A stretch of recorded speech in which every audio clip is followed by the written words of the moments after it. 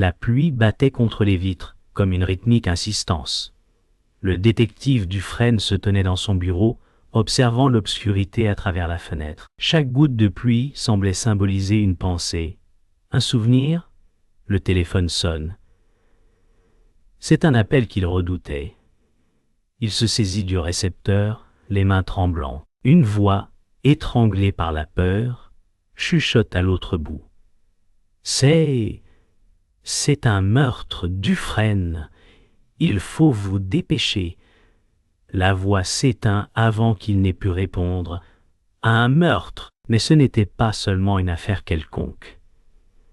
C'était un homme influent, connu, respecté. Dufresne connaît son nom, il le voit encore sur la une des journaux. Le monde semblait avoir perdu sa stabilité en un instant. Il raccroche, l'esprit empli d'incertitude, la lourdeur du doute pesant sur ses épaules. Il doit y aller, il n'a pas le choix. Pourtant, une inquiétude étrange et inexpliquée s'installe dans son esprit. Ce cas n'est pas aussi simple qu'il semble. Il doit comprendre, mais sera-t-il prêt pour ce qu'il va découvrir? La ruelle est déserte, noyée sous la pluie battante. Dufresne s'avance lentement, chaque pas résonnant comme un écho dans le silence de la nuit. Il n'a pas peur. Mais un pressentiment l'envahit. Une ombre se dessine devant lui. Un bruit sourd, comme un cri étouffé, le fait se tendre. Il s'arrête net, les sens en alerte. Ce n'est pas juste un meurtre. Il le sait, le vent porte une odeur métallique, un indice qu'il ne peut ignorer. Dufresne tourne un coin, ses mains serrant son manteau autour de lui. Chaque ruelle devient un labyrinthe. Il cherche quelque chose, une trace, une réponse, mais rien ne se révèle encore. Pourquoi ici? Pourquoi maintenant? Il pose les yeux sur le sol, une tache sombre attire son regard. C'est du sang, la victime. Mais alors, un cri brise la nuit. Dufresne se précipite en avant. Que va-t-il découvrir? Dufresne s'approche prudemment du corps, ses yeux scrutant chaque détail.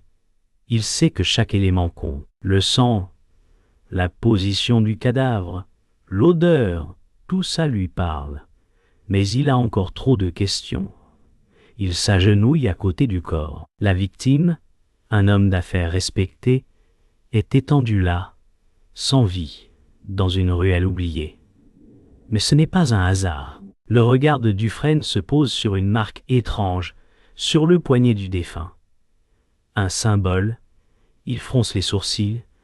Un indice ou un message? Le vent s'intensifie, secouant les ruelles sombres autour de lui.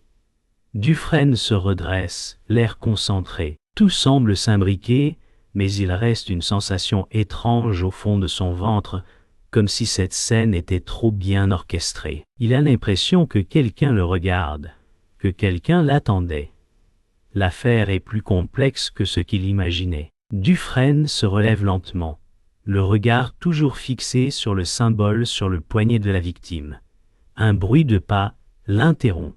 Il tourne la tête, prêt à réagir. Un homme en noir s'approche. Il semble surgir de l'ombre, sans bruit. Qui est-ce? Dufresne n'a pas le temps de réagir. L'inconnu se fige, semblant l'observer. La tension est palpable. « Yogué, vous avez trouvé ce que vous cherchiez ?» « Yo » demande l'homme, sa voix grave mais calme. Dufresne se redresse complètement. « Et Yogué, qui êtes-vous » ? « Yo » demande-t-il. « Sur ses gardes » L'homme sourit faiblement. « Yogué, ça ne vous regarde pas. » Yo, mais son sourire ne cache pas la menace. Dufresne sent qu'il y a bien plus derrière ces mots. Un jeu de pouvoir se met en place, et il n'est peut-être pas prêt à y jouer. La situation est tendue, l'air lourd de sous-entendu. Il doit comprendre pourquoi cet homme est ici. Mais est-il assez préparé? L'homme en noir ne dit rien de plus. Il fait un mouvement discret comme s'il s'apprêtait à partir. Mais avant qu'il ne disparaisse dans la nuit, Dufresne intervient. Yo, ben attendez! Yo, l'inconnu s'arrête, mais ne se retourne pas. Oh, Gogo, Déa, vous connaissez cette victime? Yo demande Dufresne, son ton plus pressant cette fois. L'homme reste silencieux quelques instants, puis se retourne lentement, ses yeux froids fixant Dufresne. Yo, bah, ce n'est pas votre affaire, détective. Yo, il se détourne sans un autre mot et disparaît dans l'obscurité. Dufresne sent une étrange sensation dans son ventre. Quelque chose ne va pas. Ce n'était pas juste une simple rencontre. Ce n'était pas un hasard. Mais, avant qu'il puisse analyser davantage, il entend un autre bruit. Cette fois, c'est une voiture qui s'arrête derrière lui. Le véhicule est sombre, presque invisible dans la nuit. Dufresne se retourne, les yeux pleins de doutes et de questions. Qui d'autre est impliqué dans cette affaire? L'air est lourd de tension. Le détective Dufresne marche rapidement dans les rues humides, sa respiration haletante se mêlant au bruit des pas précipités. Un coup de téléphone rapide, tranchant. « Ougué, ils sont là !» Yo, la voix de son partenaire, Sophie, résonne dans son oreille. Il accélère le pas, sentant que chaque seconde compte.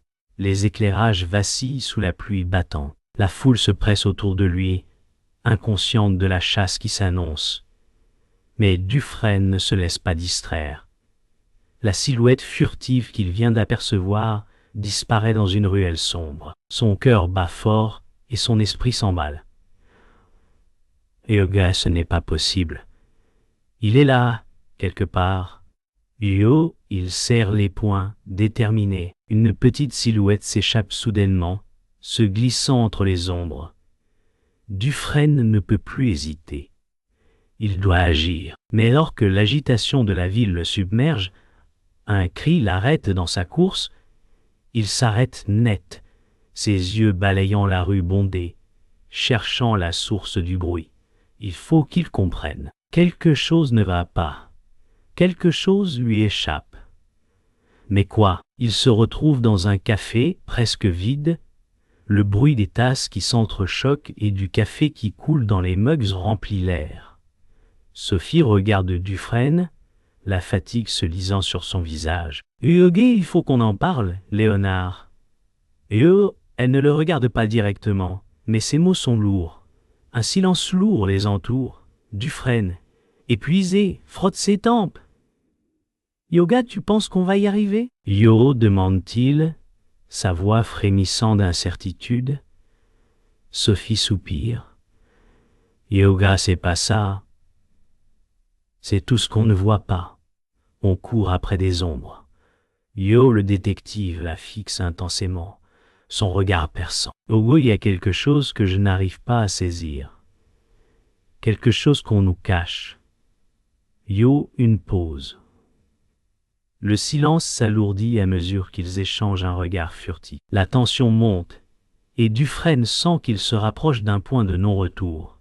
Un indice, un symbole, mais il y a aussi une peur qui s'installe. Et alors que l'ombre de l'incertitude plane, Sophie se lève, brisant le silence. « Yoga, on continue. »« Yo, c'est tout. » Dufresne acquiesce, l'air plus résolu. « Mais la bonne décision ?»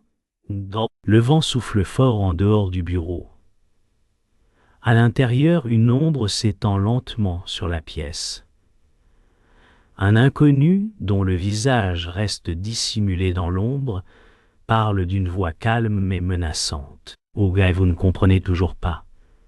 Vous n'avez aucune idée de ce qui se joue ici. » Yo, Dufresne fronce les sourcils, un frisson lui parcourant l'échine. Il ne voit que la silhouette du mystérieux homme, mais l'intensité de sa présence est palpable.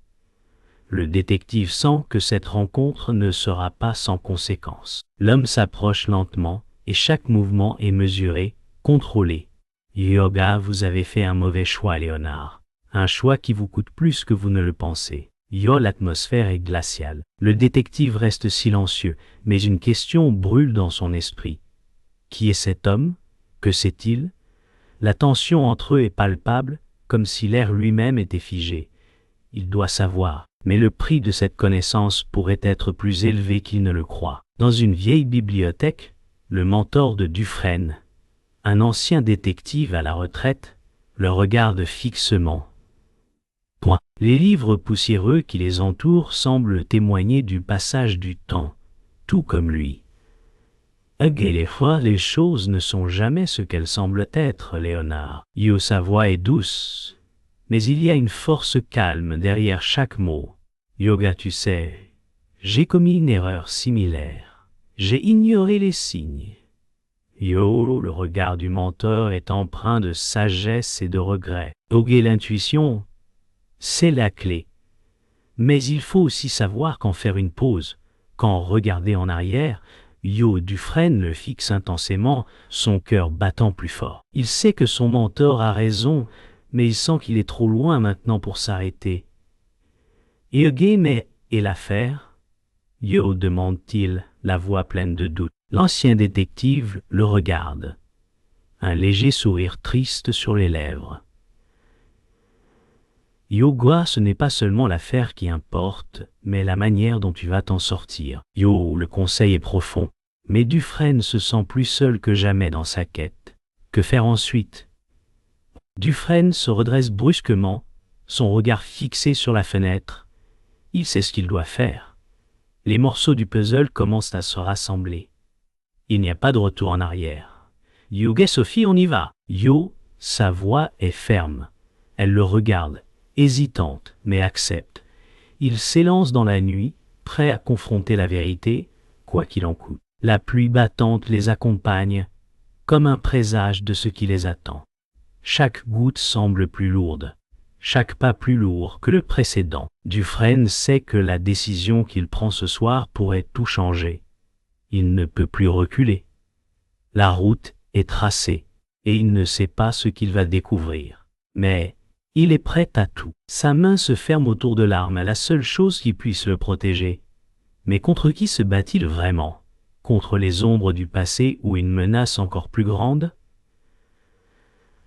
Le silence lourd de la pièce est interrompu par le cliquetis de la porte qui s'ouvre lentement. Une silhouette se profile dans l'encadrure, suivie d'un homme d'apparence ordinaire, mais avec des yeux qui trahissent quelque chose d'autre. Son nom est Marc, un informateur avec qui Dufresne a déjà travaillé par le passé. Vous avez des infos pour nous? Demande Dufresne. Mais il y a une tension qui s'installe dès qu'il pose la question. L'homme hoche la tête, mais ses gestes sont trop nerveux. Il regarde constamment par-dessus son épaule, comme s'il craignait d'être suivi. C'est risqué de venir ici, Marc, dit Sophie, se méfiant de son comportement. Un rire nerveux s'échappe de Marc, et il se rapproche de la table. Il laisse tomber une enveloppe sur le bureau. C'est tout ce que vous devez savoir, mais faites attention. Ces mots sont prononcés d'une manière presque trop calme. Le détective se penche pour ouvrir l'enveloppe, mais quelque chose dans l'air change. Un malaise s'installe. Il y a des choses non dites dans cette rencontre, des ombres qui se glissent entre les mots. Dufresne sent que cette situation n'est pas aussi sûre qu'elle en a l'air. Le temps semble se figer. Marc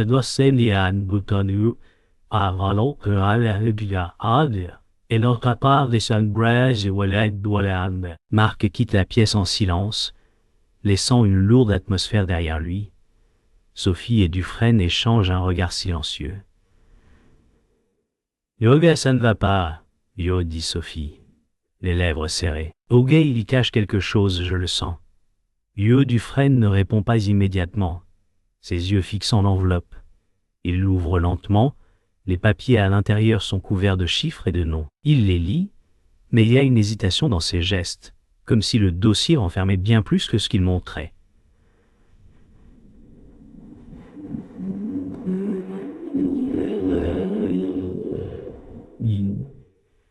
Il est trop calme. Dit-il finalement. C'est comme s'il attendait quelque chose. Sophie s'approche pour examiner les papiers. Ils sont trop confus, trop détaillés. Mais il y a un nom qui revient. Un nom qui fait froid dans le dos de Dufresne. Hyuga, l'homme que nous cherchons. Sophie murmure, réalisant la même chose. Le cœur de Dufresne rate un battement. C'est lui, c'est celui qui se cache dans l'ombre, celui qu'il pensait hors de portée. Yoga n'a plus le choix, dit-il. Mais alors qu'il fait le premier pas vers la sortie, quelque chose l'arrête. Le regard de Sophie est froid, distant. Quelque chose ne va pas, mais quoi? Une silhouette familière apparaît à la porte, une présence qu'il aurait préféré ne jamais revoir. C'est Olivier, l'un des collègues de Dufresne. Un homme en qui il avait une confiance absolue. Mais quelque chose a changé en lui, une froideur étrange. « Yoga, vous avez trouvé ce que vous cherchiez ?» demande Olivier d'une voix calme, mais avec un sous-entendu inquiétant. Dufresne ne peut s'empêcher de remarquer les yeux d'Olivier, remplis de détachement. « Oh, je pensais qu'on était sur la même longueur d'onde. »« réplique Dufresne, tentant de lire le visage de son collègue. Olivier sourit faiblement. « la vérité n'est jamais aussi simple, Dufresne. »« Un frisson parcourt l'échine du détective. L'ironie dans les mots d'Olivier résonne profondément. « Yoga, tu te trompes surtout, ajoute Olivier. « ce que tu cherches, ce n'est pas la vérité. » Les mots frappent Dufresne comme une gifle. Il se sent piégé. Olivier se penche en avant, son regard devenant plus sombre. « Yoga, et si je te disais que tout ça était un piège ?» La question flotte dans l'air, comme une promesse de destruction. Dufresne, pris dans la toile du doute, se rend compte que l'allié qu'il croyait avoir n'est qu'un mirage. Mais jusqu'où Olivier est-il impliqué? La trahison frappe comme un éclair. Olivier tend une main vers Dufresne, un geste apparemment amical, mais le détective le reconnaît à peine. La voix d'Olivier calme, presque trop calme. « je suis désolé, mon ami. » Puis tout s'écroule. Olivier fait un geste rapide, et Dufresne sent une douleur fulgurante dans son ventre. La tromperie est complète, un coup perfide porté dans la plus grande des confusions. Dufresne se retrouve à terre, le souffle coupé, ses yeux fixant son ancien allié avec incrédulité. « pourquoi ?» parvient-il à murmurer. Olivier le regarde, presque désolé, mais avec une froideur dans ses yeux. « parce que tu es trop dangereux, Léonard, trop proche de la vérité. » Les mots résonnent dans l'air, glacial, alors que la réalité de la situation frappe Dufresne de plein fouet. Il a été trahi par celui qu'il croyait être son ami. Le monde autour de lui se déforme, mais il n'est pas encore fini. La rage monte, et même si la douleur est intense, une flamme s'allume dans les yeux de Dufresne. Il jure de se venger. Le temps semble suspendu. Dufresne, à peine capable de se relever, serre les dents. Il regarde Olivier s'éloigner, mais chaque pas de l'homme le déchire un peu plus. Il sent la douleur, mais au-delà, il y a quelque chose de plus intense. La rage, la détermination. Il s'éteint lentement dans l'obscurité de la pièce, son souffle haletant. « ce n'est pas fini, murmure-t-il. » Le monde autour de lui devient flou, mais sa résolution est claire. Olivier l'a trahi, mais c'est lui qui finira par payer. Le détective se redresse, les yeux pleins de haine. Le combat est loin d'être terminé. Quelque chose a changé en lui. Il n'est plus un simple détective en quête de vérité. Il est désormais un homme prêt à tout pour faire face à la trahison. Le chemin vers la rédemption ou la vengeance commence maintenant. La pièce est silencieuse, presque trop calme. Dufresne est seul, assis dans l'obscurité, la pluie tambourinant contre la fenêtre. Il essaie de reconstruire les morceaux de l'histoire, chaque détail s'enchevêtrant avec l'autre. Il a été trahi, manipulé. Ses doigts effleurent le dossier sur la table, l'esprit tourmenté. L'air est lourd de cette vérité qu'il essaie d'accepter. Ses yeux se fixent sur un nom, un petit détail caché dans les papiers. Un nom qu'il n'avait pas remarqué avant. « c'est lui. » murmure-t-il pour lui-même. Mais ce n'est qu'un souffle faible, presque inaudible. Il se lève lentement, un frisson lui parcourant l'échine. Le poids de la vérité s'abat sur lui. Les événements prennent un sens nouveau, un sens qu'il n'avait pas voulu voir. Yoga, pourquoi ne l'ai-je pas vu avant? Yo, il secoue la tête, mais l'image d'Olivier, son ancien collègue, lui revient en tête. Une vague de compréhension lui traverse l'esprit. Tout cela a toujours fait partie du plan.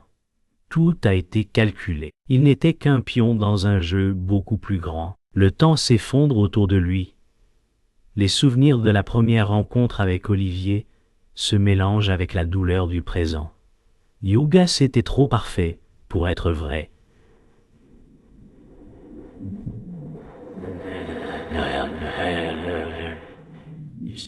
Il se souvient des premiers jours, de la confiance aveugle qu'il avait placée en Olivier. Ils avaient travaillé ensemble, résolu des affaires, partagé des moments de victoire. Mais derrière chaque succès, il y avait une ombre. Il se souvient de l'odeur du cigare d'Olivier, de la douceur de ses paroles, de la froideur cachée dans ses yeux. « Ogué, je te protège !» Yuo lui avait-il dit un jour. Mais c'était un mensonge. C'était lui qui tirait les ficelles tout le temps. Les pièces du puzzle s'assemblent enfin dans l'esprit de Dufresne. Il a été manipulé. Il l'a vu. Il l'a toujours su. Mais il a ignoré les signes.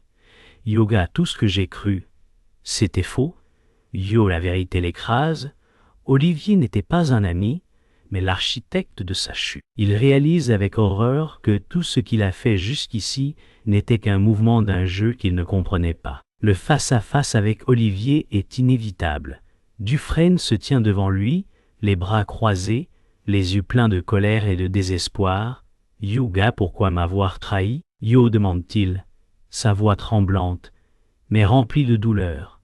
Olivier, calme et posé, ne semble même pas affecté par l'intensité de la question. Il reste silencieux un instant, comme savourant la situation avant de répondre. « Yoga, parce que tu étais un obstacle, Léonard. » Yo, il y a un éclat froid dans ses yeux, un éclat de quelqu'un qui est à l'aise dans sa position. Dufresne sent sa poitrine se serrer. La vérité est là, nue, implacable. « Oh, tu étais juste un pion? Un outil ?»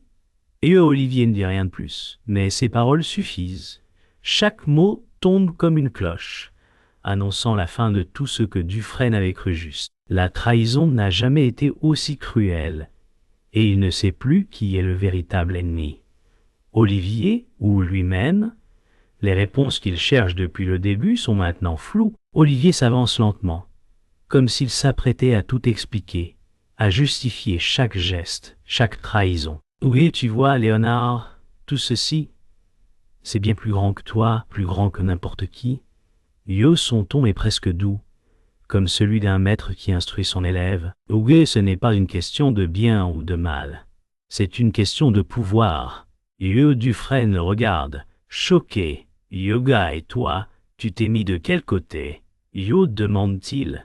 Olivier sourit. Ogué, le seul côté qui compte. Le mien.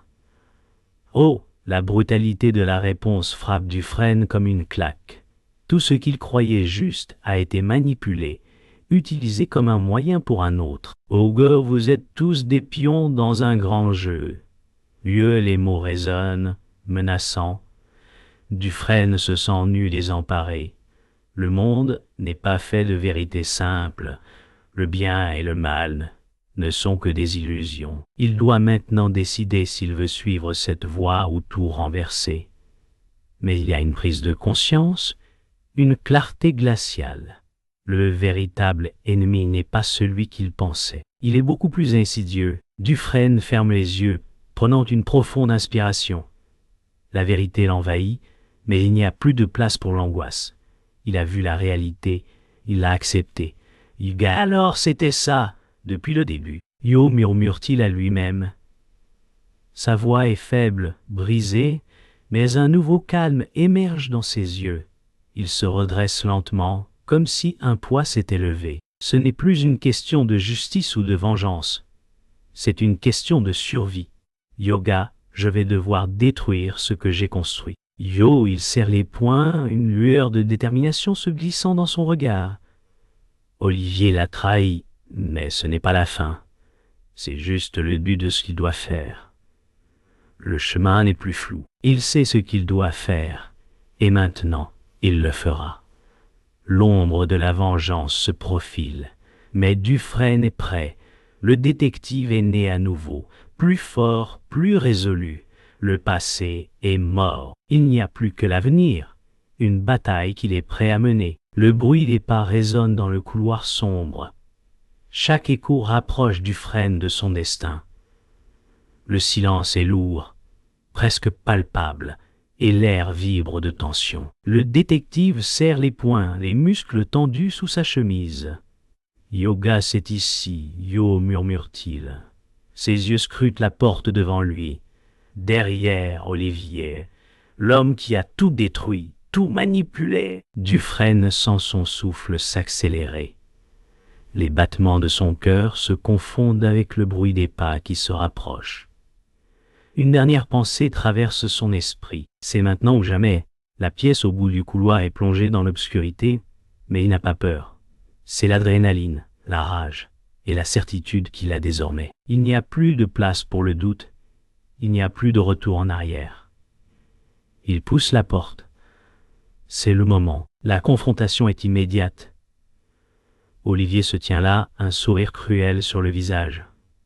« Yoga, tu es arrivé plus vite que prévu. »« Yo, dit-il calmement. » Dufresne s'avance, la rage bouillonnant en lui. « Hugo, je vais te faire payer pour ce que tu as fait. » Yo, les mots sont comme des couteaux, tranchants, directs.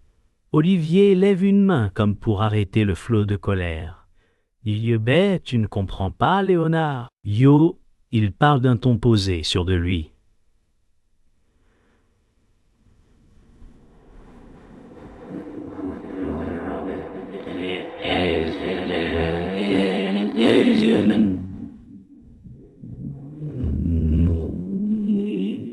Yo, Dufresne s'arrête un instant. Son regard se durcit. Yoga, le seul moyen. Yo, demande-t-il, sa voix brisée, mais forte. Yoga, tu m'as trahi, Olivier. Yo, les deux hommes se font face, leurs regards chargés d'une intensité dangereuse. Leurs souffles se mélangent dans l'air, l'un chaud, l'autre glacial. La lutte ne fait que commencer. Ils se précipitent l'un vers l'autre. La violence explose dans un fracas brutal, des coups pleuvent, mais aucun ne cède. Qui sera le dernier debout? Le bruit du combat est assourdissant, mais tout se fige lorsque le souffle de Dufresne se coupe. Un coup précis d'Olivier frappe son partenaire, Sophie, qui était venue en renfort. Elle tombe au sol, le sang s'écoulant lentement. Dufresne hurle son nom, mais la panique monte en lui. La douleur est insupportable. « Yo, ben non !»« Yo, dit-il, tremblant, son regard se posant sur elle. Il l'a perdue. La rage monte en lui, mais quelque chose en lui change. Un éclair de clarté traverse son esprit. Ce n'est plus une simple enquête, c'est une guerre. Tout ce qu'il a cherché à protéger est en danger. Il se précipite vers Sophie, ses mains tremblant alors qu'il la soulève, son cœur battant dans sa poitrine. Olivier se tient en retrait, observant. « Oh, c'est trop tard, Léonard. » Et la voix d'Olivier est glacée sans pitié. Mais Dufresne sent la flamme de la détermination s'éveiller en lui. Ce n'est pas encore fini. La rage de Dufresne est devenue une force imparable. Il se relève, les yeux fixés sur Olivier. Yoga, ce n'est pas terminé. Yo, il avance, chaque pas résonnant avec la promesse de destruction. Olivier fait un mouvement rapide, mais Dufresne est plus rapide. Leurs corps s'entrechoquent dans un bruit sourd, la lutte est féroce. Les coups pleuvent, la pièce devient un champ de bataille. Le bruit du vent s'intensifie à l'extérieur, un présage de l'orage qui approche. Leurs gestes deviennent plus violents, plus désespérés. Olivier, calme et calculateur, reste à l'affût, mais Dufresne ne recule plus.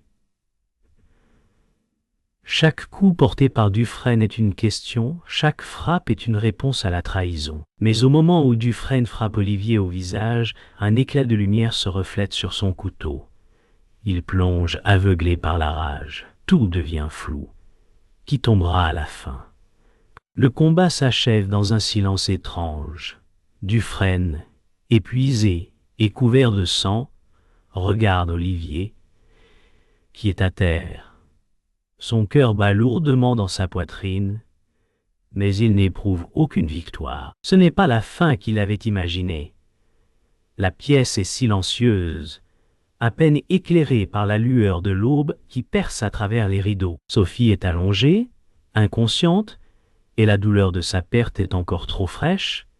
Dufresne se baisse, son regard sur son ami devenu ennemi, se sentant vidé. Il a perdu plus qu'il ne l'avait prévu. Mais quelque chose en lui a changé. Ce qui l'attend maintenant n'est pas la vengeance, mais la rédemption, ou peut-être l'effondrement total. Un dernier regard vers Olivier, et Dufresne se tourne. Il n'est plus un homme en quête de réponse. Il est un homme qui a payé le prix de la vérité. Le monde est silencieux. Le combat est terminé, mais la pièce reste figée dans le temps. Les derniers échos des coups se dissipent, et seul le bruit de la pluie contre la fenêtre persiste, lent et régulier. Dufresne se tient là, immobile, son corps brisé, mais son esprit encore en proie au tourment. Les murs de la pièce, autrefois vivants de cris et de bruit, sont maintenant froids et muets. Il regarde les débris autour de lui, les traces de sang, le chaos, un sentiment de perte envahit ses pensées. Sophie est partie. Il se penche, les mains tremblantes, cherchant à saisir ce qui reste de sa vie. La vérité est là, mais elle n'a pas la beauté qu'il espérait. Tout a changé. Il ferme les yeux, la douleur se mêlant à la tristesse. Ce qu'il a gagné a un prix bien trop élevé. Il se relève lentement, une dernière pensée flottant dans son esprit. Il ne sera plus jamais le même. Mais ce monde, celui qu'il a connu, est désormais un souvenir. Il se demande ce qui reste, à part les ruines. Dufresne se tient sur le bord de la fenêtre, les yeux fixés sur la rue vide en dessous. La pluie s'est arrêtée, mais l'air reste froid, humide. Il pense à Sophie. Chaque souvenir d'elle semble désormais lointain, effacé par la brutalité des événements. Et Yoga, comment ai-je pu en arriver là? Yo, murmure-t-il. Ses pensées le tourmentent. Il se souvient des moments heureux, des conversations tranquilles, des sourires échangés, et puis tout a basculé. Le poids de la culpabilité l'étouffe, mais quelque part au fond de lui, il y a aussi un sentiment de soulagement. La vérité est enfin sortie, mais le prix était trop lourd. Il s'agrippe à la fenêtre, les doigts blanchissant sous la pression, essayant de chasser la douleur. Pourquoi fallait-il que ce soit ainsi? Mais la réponse ne vient pas. Ce qui est fait, est fait. La vie continue, mais pas de la même manière. Le monde a changé, il a changé. Et maintenant, que faire? Sophie, bien que blessée, est là, dans un lit d'hôpital. Sa respiration est calme, mais son regard est vide, comme si elle n'était plus tout à fait là. Dufresne entre dans la pièce, et leurs yeux se croisent. Un instant de silence passe.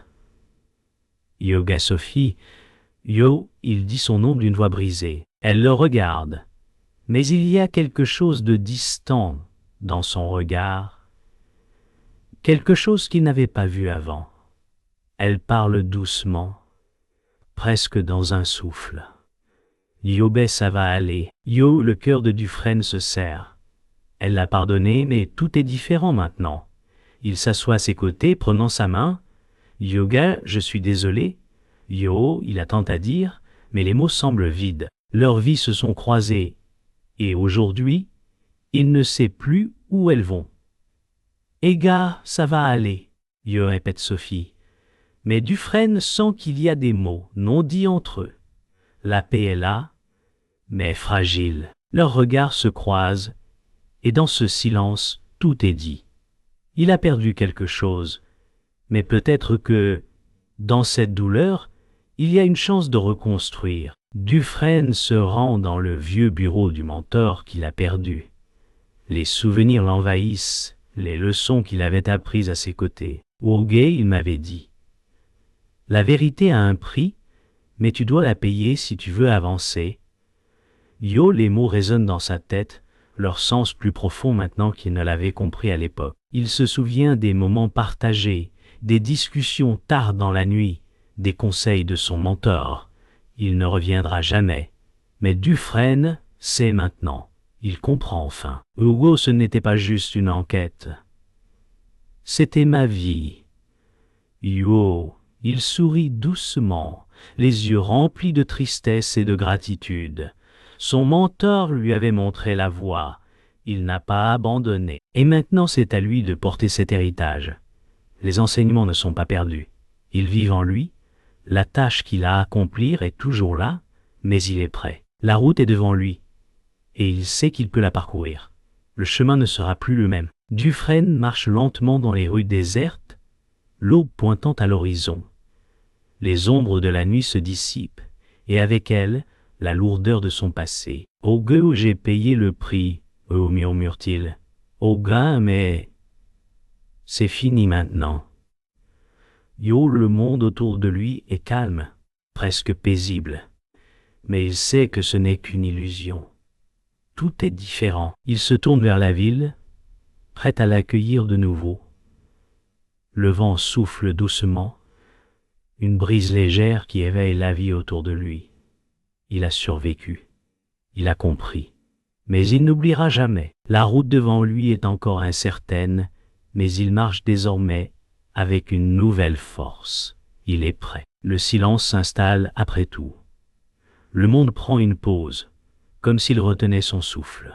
Dufresne reste là, seul, les yeux perdus dans le vide. Le poids de ce qu'il a vécu est lourd. Mais qu'en reste-t-il vraiment?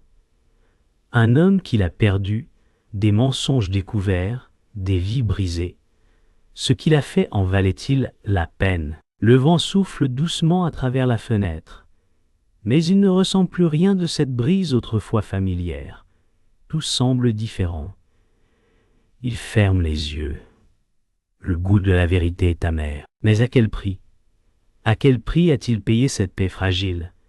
Est-ce que tout ce qu'il a traversé valait la peine? Dufresne marche lentement dans les rues, chaque pas résonnant dans le silence. Il laisse tout derrière lui. Ses mouvements sont lents, calculés comme une décision finale. Il n'a pas de réponse, mais un sentiment étrange l'envahit, celui de devoir avancer. La douleur est toujours là, mais il a accepté qu'il ne peut pas revenir en arrière. Il laisse ses souvenirs derrière lui, s'éloignant des décombres d'un passé qui ne peut plus être réparé. Il part, mais en lui, tout a changé. Dans une vieille boîte, Dufresne trouve une lettre de son mentor. Une dernière trace. Ses mains tremblent légèrement alors qu'il déplie le papier. La voix de son mentor résonne dans sa tête. Ego, la vérité a un prix. Tu dois savoir ce qu'elle coûte. Yo, ce souvenir lui brûle les doigts. Il ferme les yeux. Ce prix était trop lourd. Mais il l'a payé. Peut-être que c'était le seul chemin possible. La lettre, un dernier héritage, une vérité qu'il ne pouvait ignorer. Le temps passe. Le monde continue. Dufresne passe devant des visages inconnus, mais il sait qu'ils ne sont pas là pour lui. Il a changé, et le monde autour de lui a changé aussi. Le rythme de la ville ne s'arrête jamais, mais dans son cœur il y a une paix nouvelle. Il n'a plus de questions. Seulement des souvenirs. La vie se réinvente. Et lui avec elle. Il accepte ce qui est et ce qui reste. Il s'arrête enfin. Le vent souffle légèrement. Dufresne regarde l'horizon, un sourire léger sur ses lèvres. La vérité est dure à porter. Il ferme les yeux, une dernière pensée traversant son esprit. Egawa, la vérité ne doit jamais être possédée. Yo, ces mots flottent dans l'air, comme une résonance de tout ce qu'il a traversé. La fin n'est pas un soulagement, mais un mancement. Il est prêt à avancer, mais avec la connaissance que la paix n'est jamais complète, et que les échos du passé ne s'éteignent jamais totalement.